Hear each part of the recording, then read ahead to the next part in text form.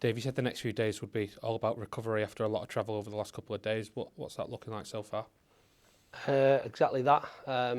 Obviously late back here on Wednesday morning, probably 2 o'clock. So by the time lads get home and get to bed, it's well beyond that. It's always difficult to, probably from a player's perspective, to sleep after a late midweek fixture, especially away from home. So a day off on Wednesday. Lads who played haven't been out on the grass today. They've been recovery and gym, and we've topped up the ones who didn't play, and then we'll do our work. Although we've done some work today in terms of analysis stuff, we'll do our work that we need to do and touch up on Wigan tomorrow. But no issues, if you like, after the game. Obviously some tired bodies. We've got some lads who haven't played a lot of football, and we've asked them to come in and in one instant play consecutive 90 minutes, and in another go in and play, I suppose, a bit part on Saturday and then 75 minutes on Tuesday. So got to look after them, and we've got some that are still, I suppose we're still having to manage through from missing large parts of the season a little bit earlier. But that's where we're at.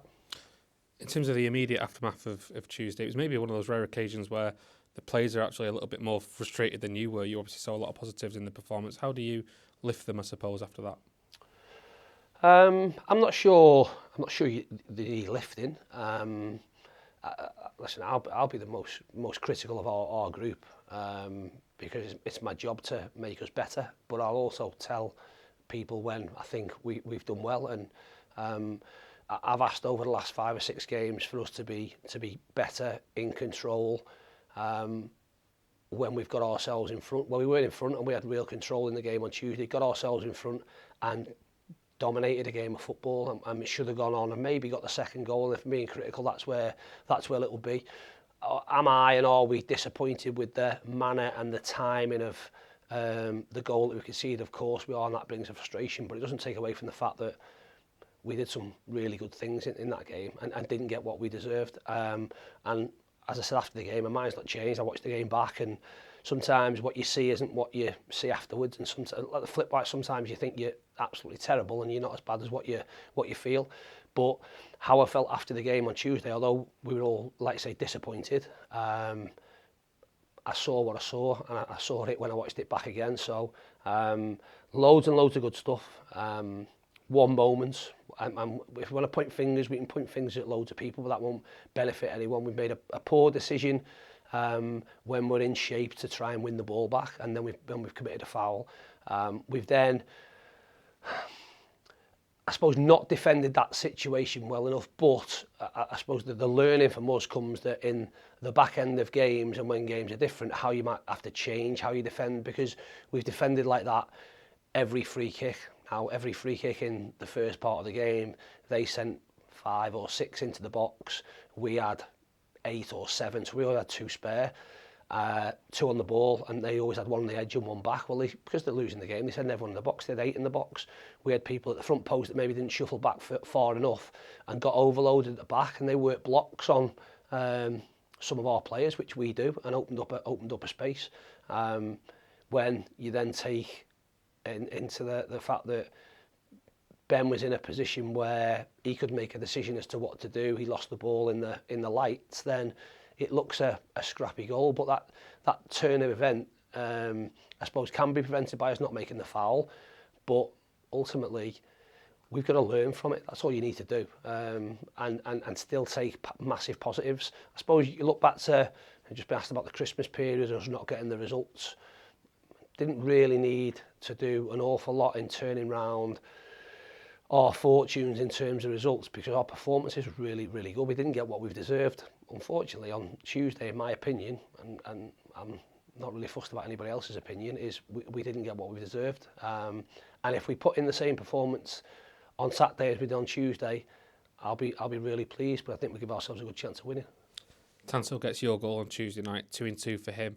Tell us a bit about the role he's been playing tactically lately. We've seen him out on the left-hand side a lot, I suppose in the same position you had Louis Barry playing, but playing that role in a very different way. Yeah, very different.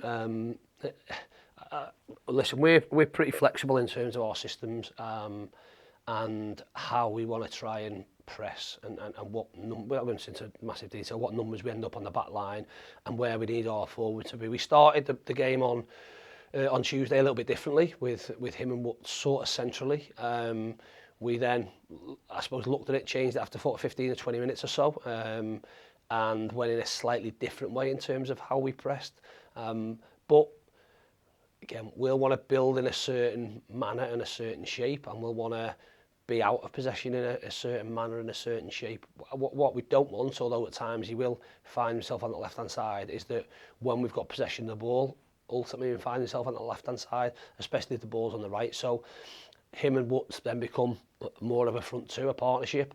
Will has some flexibility, as it was on Tuesday. Jack was pretty rigid in terms of his role down that right-hand side, and maybe will provide all width on the left-hand side. So there is slight sort of tweaks in terms of how we go about it, and that will be dependent on the teams we come up against and their strengths and weaknesses and where we think we can, I don't know, maybe trap and steal or go and win the ball and be really aggressive around what we do. So there's lots of, I suppose, tactical flexibility, lots of information that people need to take on board.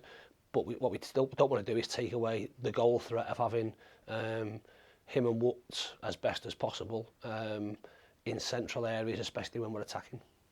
Callum Connolly goes back to his former club this weekend. Just a word on him. I think when you signed him, you really talked about his versatility, his ability to play in midfield, in various positions in defence. But in fairness to him in recent weeks, he's really made that position his own at the heart of your defence.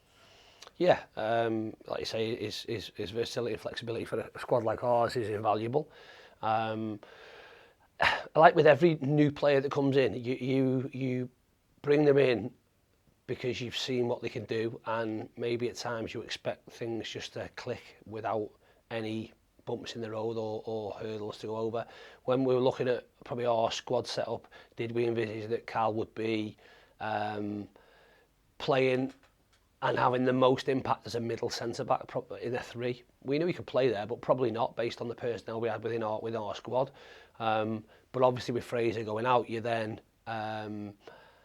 looking at what you can bring in. The window was just about to open, but we didn't get a player a centre-back until the end of that window. I think Brad coming in is probably more suited to playing as the middle one, and if you looked at profile, Cal would be more suited to playing on the right-hand side, but the way it's worked, we felt that it would be valuable for us to leave Cal as the middle one, because the partnership he's got with Ethan has been really good. And Brad, to be fair, stepped into that right-hand side role seamlessly. He's been great in the two games that he's played. So the whole, I suppose, defensive setup and defensive unit have been really, really consistent and really solid for us.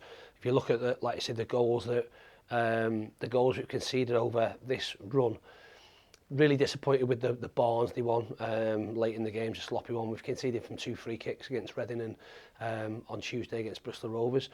In open play, we've been very miserly. There's been very few attempts on target for Ben to have to save, which is testament to the work that all of them are doing back there. But Callum, as the middle one, obviously plays a big part in that in terms of organisation and communication.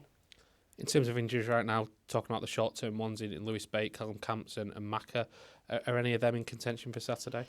They're all in contention, but as much as I say that, they could all make it or all not make it. It's that sort of that scenario. So they've done a little bit today. We'll see how they react from that and see where they're at tomorrow. If any or all of them or a few of them are involved, I would expect to be from the bench, and we're certainly not going to take any risks, because the reality is if they're not involved on Saturday and they have a week, then they'll be no one's ever risk free, but significantly less risk than potentially what it would be this weekend. But like I say, we'll make an I suppose informed decision based on where we're at with them in the morning, and how they've reacted today and what they can get into their legs tomorrow before Saturday. And in terms of the longer term ones, Fraser, Fevs and Nick Powell, where are they up to? Fraser's been on the grass today, just for his first light jog. It was due to be sort of, the specialist said 10 weeks, Fraser hoped 6 weeks. I think it'll be somewhere in the middle, 8 weeks. I think he's just over 6 weeks now. It's not the ankle in terms of the ligaments that's a problem, it's where the ankle's twisted and the bones have smashed together. It's bone bruising on the inside of his or the inside of his malleolus that is causing, I suppose, a discomfort and a pain. That's just a time one and a pain tolerance one, so gradually he'll get his load increased and hopefully that will be fine. Fevs is ahead of schedule with him. He's flying outside. He's joined in little bits of some rondos and he's ticking off his top speed stuff. I would suggest that he'll be back in with the group in terms of proper training either back end of the week or at worst back end of the week we're there now, at worst sort of Monday, Tuesday next week, so not too far for him. We just need to get him up to speed. Powley, yeah, a little bit further behind probably. I would expect that to be closer to March than the sort of next week or so, maybe the first week in March, but that was the plan with him, to be fair. Let's talk about Wigan then, 16th in the table, lowest scorers in the division, but in fairness to Sean, they don't concede a lot either, and made life frustrating for you at Edgeley Park, of course. Yeah, they did. Like I say, what they've tended to do, and maybe this is why they've not scored a lot and conceded a lot, is that the games that they've gone in front with, they then, I suppose, become very, very difficult to break down, and they get men behind the ball and they become a bit of a block, and they've tended to do that in lots and lots of their games, so almost give up possession of the ball and be very organised defensively. So you've got to plan against that if you like, but we know what they're like. They've made some signings in January on the back of Asgard going out and the money they brought in from that. So the squad's changed slightly, but not massively. You have the wide open spaces of their home pitch, which is enormous. And both teams will want to try and have control and possession of the ball. We'll be backed by a brilliant following as we were on Tuesday evening, and hope to put in, like I say, in my eyes, a similar performance. If we put it as a similar performance, then although we know it'll be a tough game, it's a game that we know that we can win. But I'm saying that knowing that they're thinking exactly the same thing. They know on the day they can beat anybody in this division. So we've got to go and perform and try and keep this run going. Appreciate your time, Dave. Thank you. Welcome. Cheers. Thank you.